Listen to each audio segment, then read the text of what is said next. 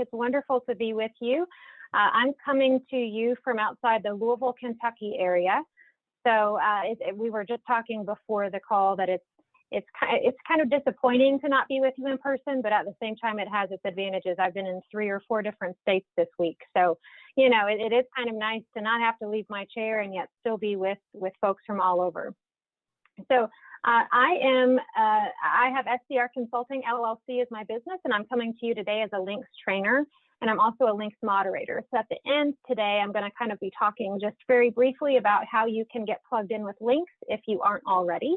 But yes, exactly. We're going to be talking about preparing adult English learners for the workforce, both what those models would look like programmatically and a few resources and ideas that you can use in your classrooms. Now, just in the interest of bandwidth, I'm going to go ahead and turn my video off just for now. I'll turn it back on later, but I have a tendency to freeze with like this horrible look on my face sometimes. So I will go ahead and turn that off and we'll get started. So as Eric mentioned, throughout our time today, you're going to occasionally be chiming in with your colleagues and with me. So when you see the little megaphone, it'll be kind of down in your lower corner. Please respond in the chat and let us know your thoughts and anything that you'd like to contribute to these different things. I would also say too, I do have the chat pulled up. If you have a question, feel free to respond in the chat or put your question in the chat, and I will keep an eye on that as well as best I can. Otherwise, you can save your questions to the end as well, but I have a tendency to forget. So I'll try to keep an eye out for those as we go through. So to start out today, we're going to talk a little bit about 5 workforce English language acquisition program models that align with WIOA, and we'll unpack that just a little bit. And then we're going to talk about some factors to consider when choosing a model. So if you're looking to match one of these models with the best fit with your program, I'll give you some considerations to make with that. Then we're going to outline some soft skills for all ESL classrooms, and as promised, we're going to identify some links resources that support effective workforce programs for ELLs. So that is where we are headed in the next hour today, late on this Thursday afternoon. So here's the first of our little megaphone icons.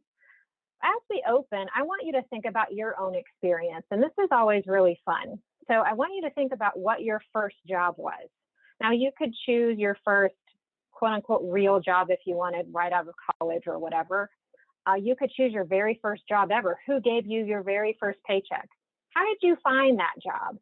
What preparation did you need? And how does this experience differ from that of a job seeker today? So I want you to take a minute to think about that, and you can respond in the chat. If I were thinking about my first ever job, I worked on a farm. I was doing some manual labor, and I remember getting paid $25 or something at the end of the day. I found out about it because I had connections, which was still really important. And we had family friends who needed some help, and it was a job that a kid could do. But it felt really good to get my first paycheck, which was really great. Ryan says, Mikasa right out of high school, sold dinnerware. Nice. I have a house full of Mikasa. Very nice. All right, we have a job delivering the Newark News. And you were 10. That's a nice first job. Selling popcorn at a movie theater. And we still had a family connection there. No prep was needed, but now there's a job shortage. Interesting, right? Volunteer for a learning center at Columbia University. Very nice. Nancy worked at A&W Root Beer at the beach. Well, that's a job I would probably still be up for. Developing photos at a drugstore. Now, one big thing, I saw one of you mentioned a referral. How is this different from how folks are finding jobs today? Let's think about that for a minute.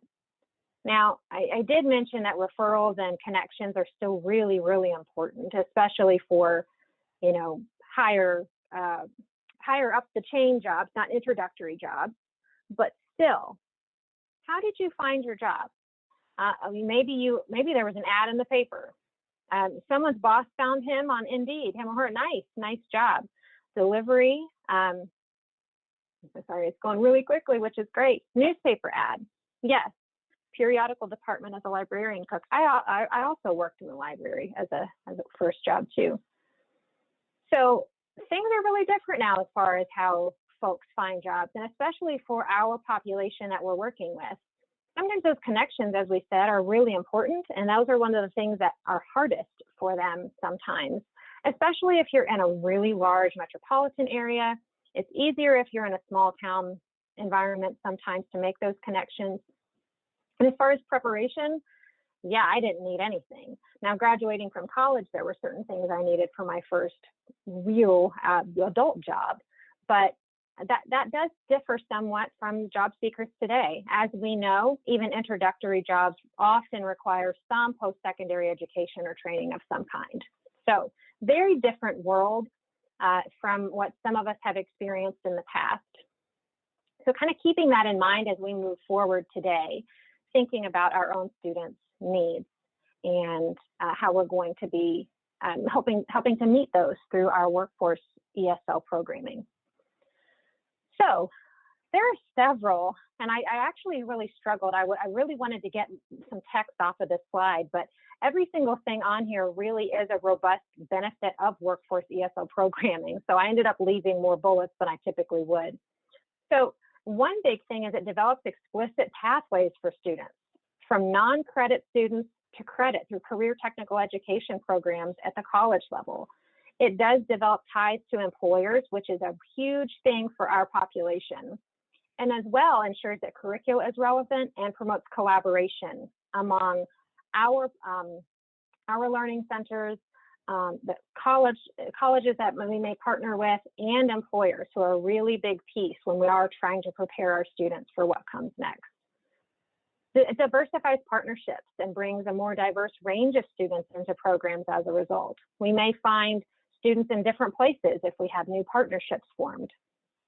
We get recognition, hopefully, by the local workforce investment boards, which is crucial because all of these parts do play important roles as we look to get students and turn them out into important improvements for them. It accelerates skill development related to higher education and work. And finally, it increases student retention and program completion. If we can draw those connections and place students straight into work, they're way more likely to stick with us and really persist in what they're up to. So these are just some of the many benefits of workforce ESL programming. Now, this is old news by this point because in 2014, the Workforce Innovation and Opportunity Act, or WIOA, which we're probably all intimately familiar with, expanded the purpose of adult education to emphasize activities that should increase an individual's ability to transition to post-secondary education and employment. And that's across the board. That is, every adult education classroom is responsible not to just get that high school equivalency or some occasionally a workforce prep, but now you have to do those things. We have to have those partnerships in place. We have to prepare our students for what comes next. It's not just that one step. So that's a big change. And yes, it's 7 years old now, but it's been kind of a slow shift, but definitely a necessary one. Now, that doesn't just for ABE and ASE classrooms. That is also for ESL programs. So it also says that we need to prioritize the integration of language skills with work-related content, as well as academics, so that learners have the knowledge and skills that lead to employment and economic self-sufficiency. So we're no longer just a language program, and most of us probably haven't been that way for a while, or there are always other components to that. But it explicitly tells us that now we really have to also prepare our students for high school equivalency, if that's what they need, and work. So pretty different shift as well. Again, 7 years in the making, but that was kind of revolutionary back in 2014. So another little icon here, a little chat icon. What's happening in your program? What has this meant for your program as we start to kind of look at the different models? How are your classes structured at present with the priority of language skills and work-related content. If anybody would like to share, I'll give just a moment to do that.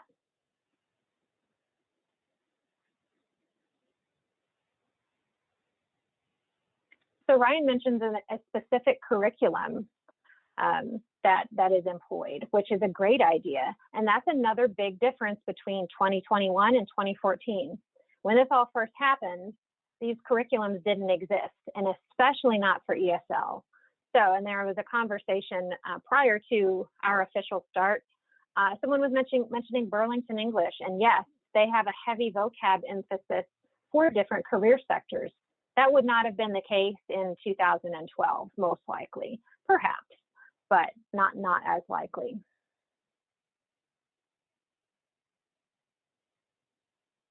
All right.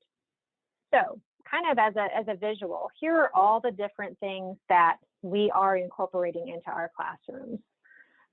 We have to prepare them for HSE if that's what they need. We're of course still doing reading, writing, and lots of speaking. Oftentimes math as well. It's not necessarily taught in a silo either anymore. And language acquisition is still a large part of it.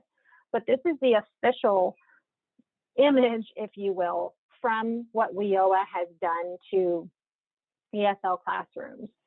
And so what are the different options as we talk about models? We'll get there in a moment. Now, they did add 3 workforce-focused activities. So they integrated education and training, and we'll talk a little bit more in depth about that, but that's services that are concurrently included with contextualized education, workforce preparation, and occupational training. So there's usually a partnership involved that results in attainment of some sort of certification outside your program. Now, we also have integrated English literacy and civics education. So that's that picture we just saw. That purpose is to facilitate economic self-sufficiency, kind of with pulling in all of those different pieces for students to really launch them towards success. And then ultimately, workforce preparation as well. Now that includes academics, that includes critical thinking, as well as self-management skills. So these are 3 of the workforce-focused activities that WIOA has added to our plate.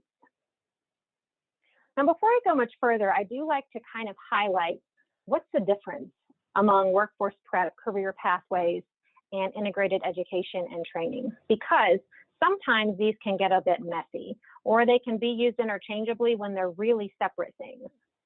So workforce prep is learning, practicing, and demonstrating soft skills. All of us have students doing this in our classrooms, no matter what you teach, no matter if you're in an IET program or you're just in a library on a Wednesday night with a certain group of students. Workforce prep is for all of us. Now, career pathways goes up a little bit. It's typically ABE and ASE instruction. However, we're going to see it's also ESL. That is occupational specific, and it just introduces students to a certain career cluster. It doesn't teach them how to weld, for instance. It might, however, introduce them to the idea of the different techniques that different skills they might need as a welder. So it kind of is a preview almost to what they might do outside of your class. And ultimately, we have IET. Now, that's occupationally specific. It's very, very specific to an occupation. It's even more than a career pathway normally, but it's delivered with a partner. So you usually have an employer or a post-secondary education partner, or even like a third-party training entity. You know, there are lots of those phlebotomy, not colleges, but places that give certification. They can also be an IET partner, but it results in a credential for your students outside of what they're up to with you.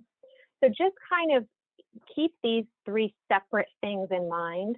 Workforce prep is in all of them, but IET and workforce prep aren't the same thing. So it kind of helps to separate the little differences here as we start to think through what these options are.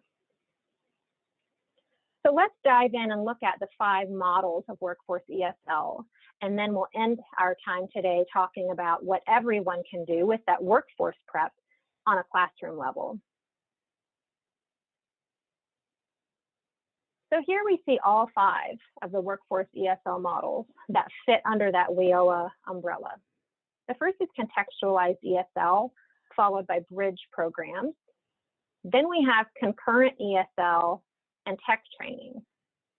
Then we see an IET model, integrated education and training, and we'll also talk about work-based classes. So again, 5 very separate programs, but they do have some overlap and there are some commonalities.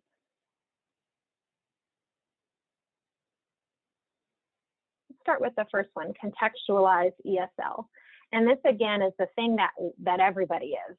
We're having work and career infused ESL, not just language classes. Now, once again, very few of us have been doing just language classes in recent history. However, it's just important to note that we also include that cultural piece so often in ESL, which is wonderful, but we're also kind of including that work and career infused piece now. So it's not just what we might typically think of as helping students acclimate to the culture, making sure they have the language skills to be successful. We're also really highlighting and talking about the workforce and the workplace. And I'll give some examples of that as we close out today. Now, contextualized ESL, which isn't surprising considering what it's called, it blends those academic skills, soft skills, and work activities. Those are all pushed together, mixed together. Like I said, you may not have a Tuesday night class just on workforce prep for your ESL students. You certainly could, but the plan, or in theory, you would probably just kind of blend all of these things together. So one great place to pull employability skills if you need to, or if you need a list of them, we probably largely don't at this point, but Octave has the Employability Skills Framework, and the link is here at the bottom for you. You can also, in fact, I find it myself all the time just by Googling Octave Employability Skills Framework. That is usually how I get to it most quickly. But if you go to the website, all of these little orange icons are interactive. So we see, let me get these interpersonal skills. These are all things that you can click and it'll bring up a list. And also within those are links, things that you can click on and pull to use. Now notice that we have 3 different sections of employability skills. We have applied knowledge, which includes the academics that we're already teaching, and also critical thinking skills. And I'll give you some ideas for that here shortly. We have effective relationships. So this is where we have interpersonal skills and personal qualities, some of those cultural things that you're often talking about with your classes. And we have workplace skills. Now this is kind of stuff that's going to be necessary for all different job types. Technology, systems thinking, communication, resource management, and so on. No matter, in general, what occupation you go into, these are going to be things that are critical.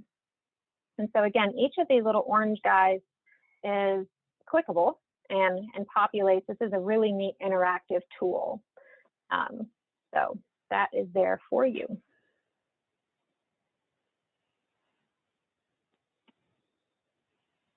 Now, one click up from that, or one shift slightly, is work-based classes. Now, I'm a big fan of work-based classes, and these are gaining a lot of steam nationwide. And they're designed often for incumbent workers who need a skills upgrade.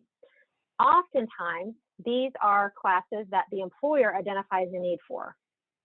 And they say, we see that employees are struggling with X, Y, Z, and especially many of them are for ESL students, many are not, or just exclusively for ESL.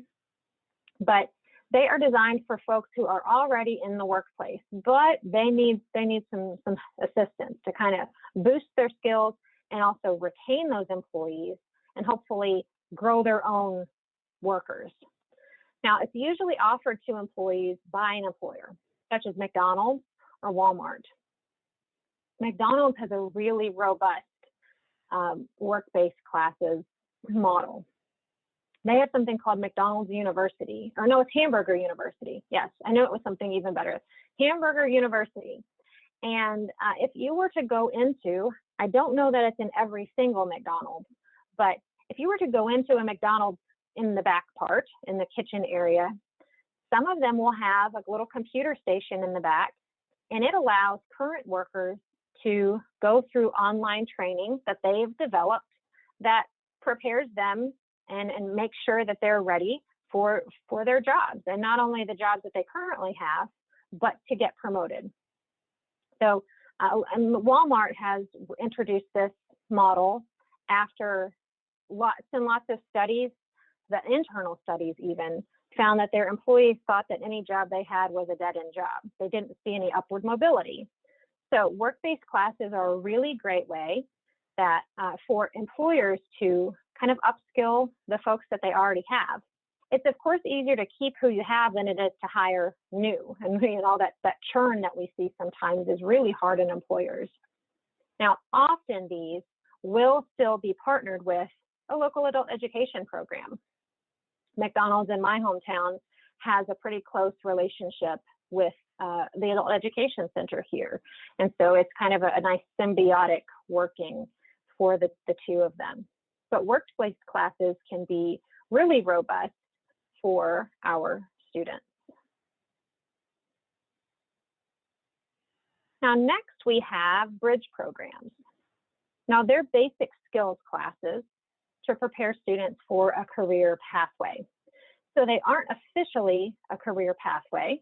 They're kind of a taste, if you will. It often involves career coaching and kind of some introductory skills classes that are contextualized to a career sector. Now, what that might look like is maybe you have a section of classes that are for the trades in general. And it's a bridge program. You only use a few pieces, like maybe on Tuesdays, you use text from the construction and trades world. You introduce students slowly. And then there's a lot of what I would call offline support. That means not necessarily in your classroom. When we talk about career coaching, making connections for them with those who might work in those different fields, and really truly bridging that gap between your classroom and full-blown career pathways. Now, bridge programs are particularly helpful for students who really have a language barrier. They may not be ready to go into a full-blown program or IET partnership situation, but they need some more information about the different careers and things they might be interested in. Bridge programs can really be good for that. So they have, again, just a whole lot of support, more than just career pathways.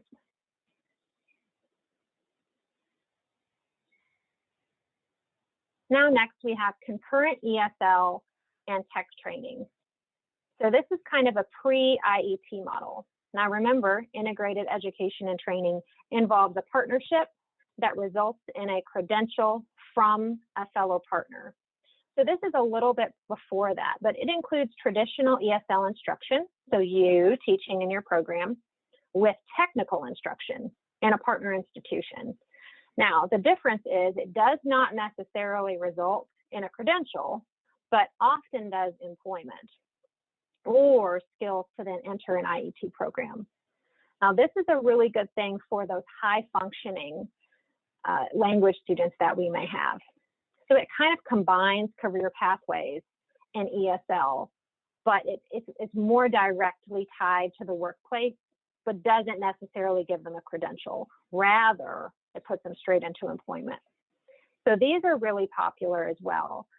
There's a really robust program that I'm aware of with a steel company. They're actually out of Spain. They've been in this town for about 30 years now, but they like to hire those with Spanish. They like to hire Spanish speakers. They really feel strongly about helping that population. And so it's kind of a concurrent ESL and tech training partnership that they have with the local adult education center. So one thing you may be noticing throughout a lot of the things I've mentioned is the importance of partnerships. So, you know, that really is a key to ensuring that if you're programmatically looking to expand the options for your ESL students, partners are a great place to start. Now, lastly, when we are talking about credentialing, straight up integrated education and training. So that's when we have two instructors, an ESL instructor and a technical instructor, work together to prepare students for a credential that's outside of your learning center. So you provide a lot of that language support, the academic support, and then it's all up to the technical instructor to do all the work-related things. So IETs are very, very specific. So some things you might want to consider when looking at this, especially when it's choosing students who might be a good fit. Language level of the student is often important, depending on the employer. Resources to support team teaching is a big thing. And then curriculum and materials. Sometimes, at least on the surface, it can seem like there might be a struggle to align curriculum. So it takes a whole lot of planning for an IET to kind of get off and running. However, that's again, that partnership and joining with someone who's, you know, really a solid entity can be important for integrated education and training. So we've kind of started with contextualized ESL, which is all of us, and we go all the way up to the most complicated, or complex at least, integrated education and training. But we can see that there are lots of things in between. So we have another little icon here for us. As you look at and think about the 5 models that we've just discussed, are any of these already in action in your program? If so, please share. If not, which ones do you think might be a good fit for you? I want you to think about potential partners in your town and your community and your learning center area, and really consider who might be a good fit for an ESL bridge program or concurrent teaching and tech training. Now, Kelly's asked a question, I see. What was before the bridge model? So Kelly, good question. It's just contextualized ESL instruction, just what all of us are doing. So it's language, academic skills, and then some workforce prep, you know, soft skills instruction, those sorts of things. Lori says her consortium does IETs. That's wonderful. Hope also has IET programs. Good. For Safe Serve and IT. So already a lot of things in play. That's wonderful.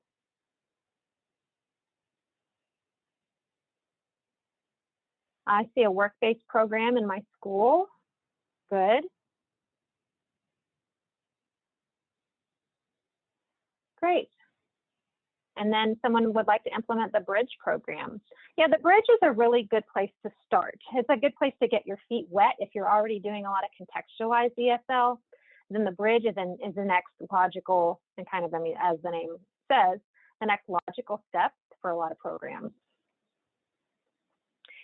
Yeah, Eric did an IET before it was called IET. I know, yeah, so kind of a new label on an old model, and that's true. It's because it's a solid one. You know, there's a reason those things are still around, especially, again, it all comes down to those partnerships. All right, so now bringing it from kind of a larger focus down to a classroom focus. So what are some applications for everybody for student-centered lessons? And this is where we're talking about, whoa, sorry about that. This is where we're talking about the contextualized approach to ESL. So we still have the largest wheel in our cog here, you can see, is academic and language skills. But we've combined with that soft skills and work activities. So this is kind of the formula that we can have in every classroom as we work to prepare students for the workforce. Now, if I'm brand new to this and I'm wondering where to start, here is my suggestion. What I would do is I would identify the most applicable skills to your student population. And that could mean your classroom. You know, maybe your Monday class is very different from your Wednesday class, depending on how many folks you teach and all of that. Think about the skills that they need the most when it comes to preparing them for and making them employable adults. And think about the depth. You know, how deep do you need to go with communication, let's say, or critical thinking? And how much time do you want to spend on those things in lessons? So it's just some internal questions based on who you have in front of you. That's my suggestion of where to start. Then one thing that's really important is talking about it. So if you have students working together, tell them why. Tell them that that's a critical part of employment. And, you know, being a successful team member is a desirable trait for employers and those who do the hiring. So draw attention to any employability type activities that you are doing, any soft skills that they are engaging with. So I encourage you to do that. And finally, you know, help students communicate their own employability skills to employers. This can be a struggle sometimes. Often our population feels a little, sometimes shy isn't necessarily the right word, but that because of the language barrier, they don't always feel like they have a lot to offer. So kind of helping students put into words and become aware of the skills that they have is a really good place to start as well. So helping them think through, what are my solid skills and how can I let that come through in a job interview? So if I were just starting this is kind of how I would prioritize this elephant. This is the bites I would take one at a time. So first identifying some skills based on student needs, then telling them, hey, we're doing this. And did you know that this is a really good thing that you're practicing that is expected in the workforce? So draw attention to it, and then help students make connections between their own skills and the job that they may be wanting to get. So let's talk just very briefly about the 4 C's, and these are the things that we can pull in soft skills-wise to all of our classrooms. So of course we have communication, which is the biggest part of ESL historically, collaboration, critical thinking, and creativity. Now the 4 C's are not anything new either, but I'm going to kind of give you some specific things that you can do in your classes in relation to each of these. Before we do that though, I want to talk for a moment about and just highlight for you some authentic materials that you have around all the time that you can just pull from and use in your classes.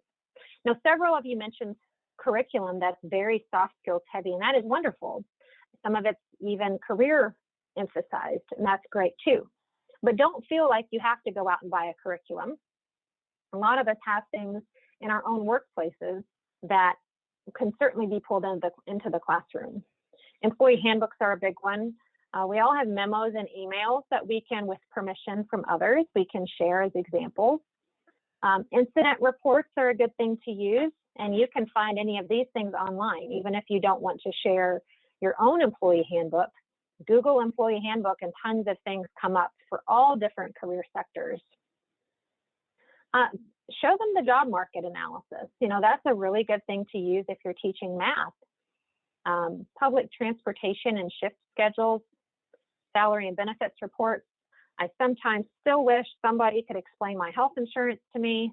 So, you know, there are lots of things that we have at our fingertips that we can use with students as far as authentic materials as well.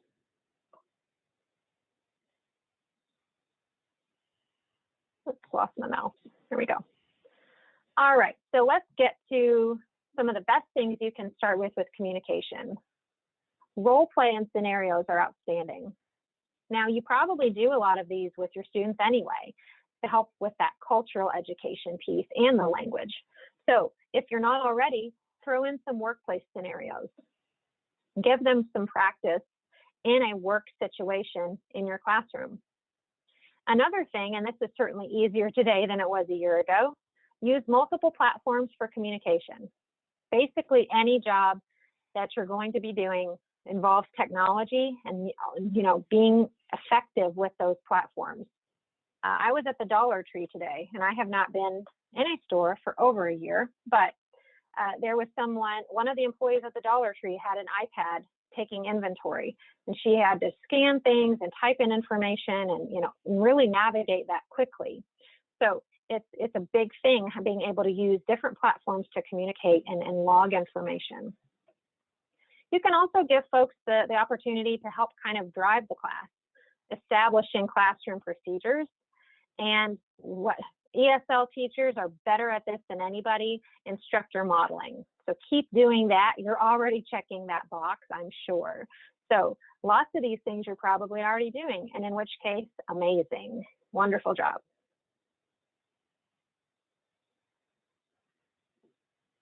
Now with collaboration, this is something that you might see that your students are a little more hesitant for, but partnered activities can be really helpful to pull students out of their shells a little bit and help them gain some confidence. Now, one thing you can do too is assign roles in group settings. So you can maybe make the quieter person the leader for once. Sometimes the biggest mouth does most of the talking, and that's just human nature. So if you assign roles, you kind of give everyone an opportunity to try something new. Group debates are always interesting, and there's certainly lots of things to debate these days, but that gives students a chance to work with others and kind of problem solve as well. And project-based learning activities, speaking of problem solving, help them plan for something for the class or for your community or anything. Project-based learning is a wonderful ESL tool, and collaboration is just one of the many benefits for project-based learning.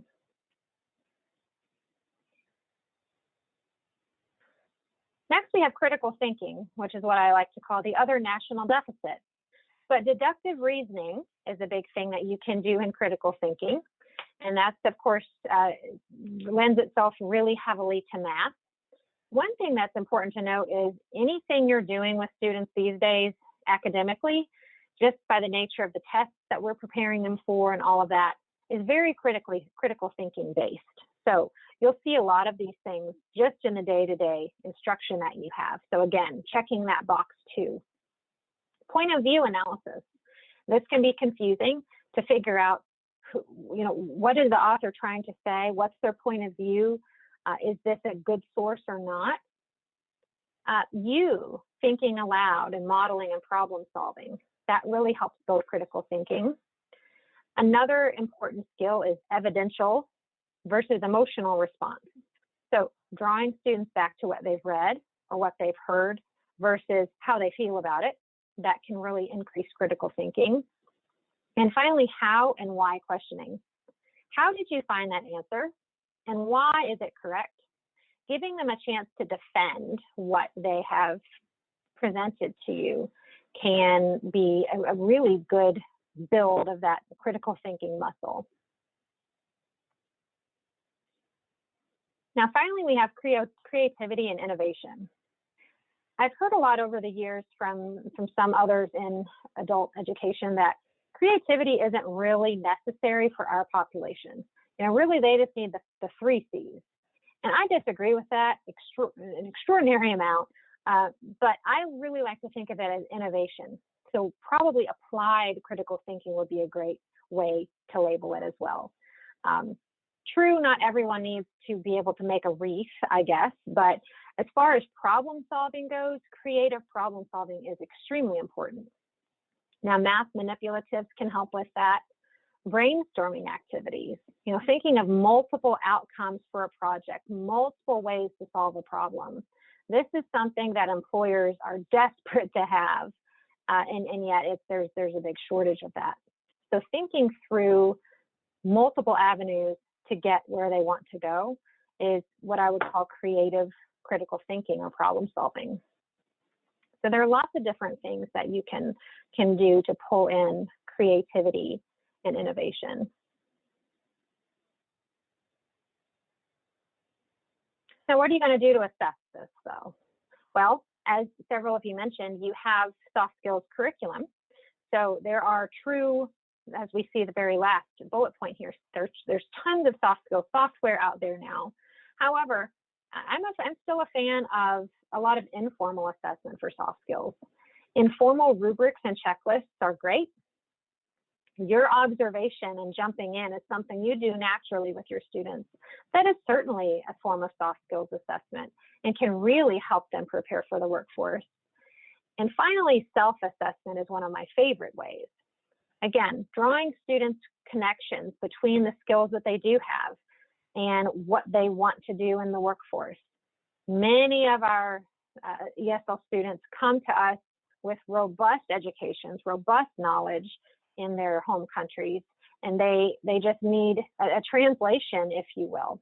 So kind of drawing their attention to their own skills via self-assessment, and maybe some that they need to build a little bit more are helpful for them.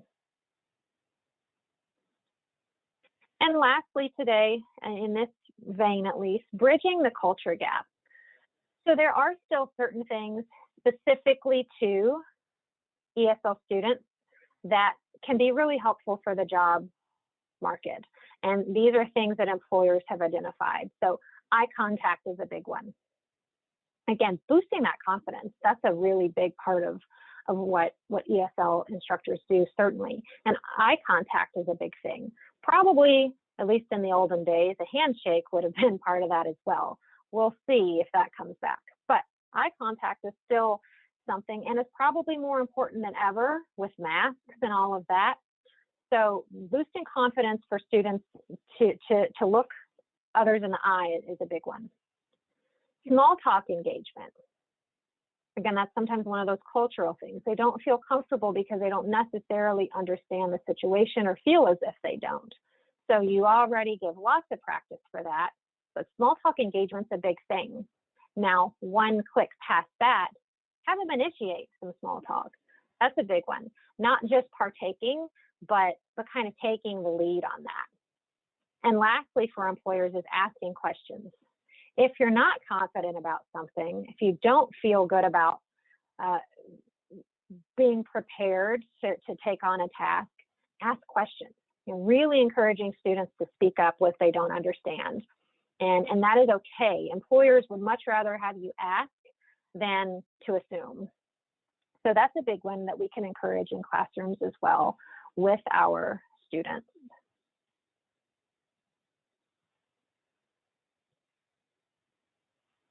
All right, well, I'm going to pause there for just a moment before I launch into the last part where I'm going to invite you to join a Links community of practice. But I'm going to pause and see if there are any questions or thoughts that any of you would like to drop into the chat as we kind of close out that whirlwind of options there for programs, and then things that you can do in your classrooms.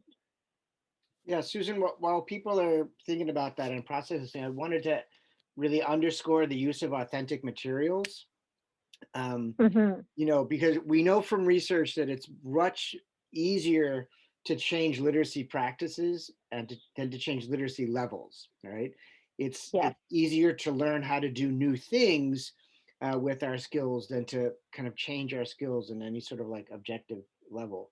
And so bringing in those real world texts that are the things that the students are going to use is much, much more important than some arbitrary level change, you know? And then I think connected to that is the idea of democratic practice, right? Which is that you're only going to know what some of the specific authentic materials are if your students identify them, right? And that they have the authority to bring them into the classroom. You know, I think I do this with my own students around the role playing. Like, you know, I ask them, what are the specific situations at work, you know, that you want to think about conversation, right? So, and my students will say things like a customer that wants to return something, you know, what's the language and the tone and the tenor of your voice that you need if a customer is returning something, right? Or if there's you know, a customer that's giving you a hard time, how do you right? So rather than generic situations, the students themselves know what kind of language they need at their job site. That's a wonderful point. And they'll often be happy to bring those things to you if you ask, and then make that a space. Yes, that they exactly, they bring their own authentic materials and their own authentic examples. And Jana, I hope I'm saying that right. So you can create an entire lesson around a menu. Absolutely, you can. Just like you can create an entire lesson around an accident report. Like, what does that look like? You know, probably a lot of our population is used to that type of thing as well. And maybe, yeah, you know, what do I do? How do I write that? Fill that out. And yes, it definitely is an important part and time well spent. So yes. Any other questions or thoughts?